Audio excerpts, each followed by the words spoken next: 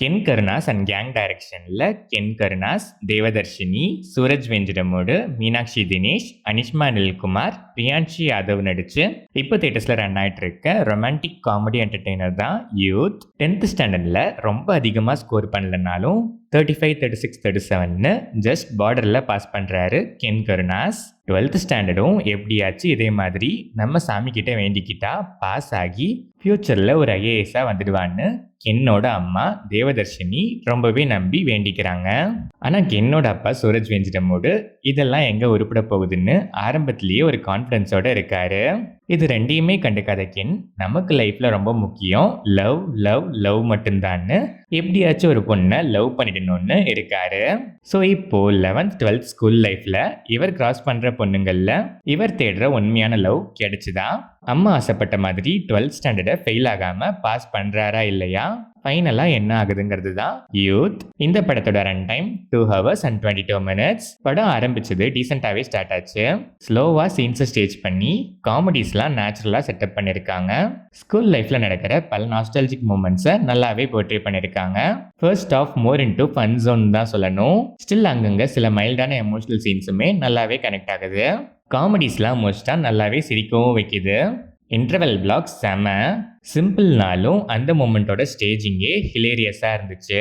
Second ஹாஃப்மே அதே ஃப்ளோலையே continue ஆகுது. சில இடங்களில் லைட்டாக லேகியாக ஃபீல் ஆச்சு.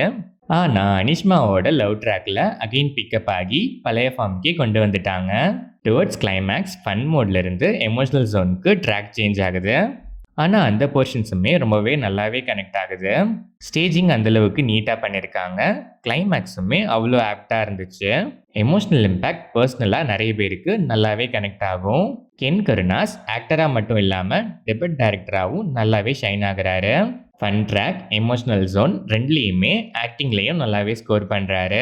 டெபியூட் டைரக்ஷனில் இந்த குவாலிட்டிக்கே ஒரு ஸ்பெஷல் அப்ளாஸ் கொடுத்தே ஆகணும். 3 தனுஷை இமிட்டேட் பண்ணுற போர்ஷன்லாம் செம்மையாகவே பண்ணியிருக்காரு. எஸ்டிஆர் அண்ட் அதர் ரெஃபரன்சஸ் கூட நல்லாவே ஒர்க் ஆகிருக்கு.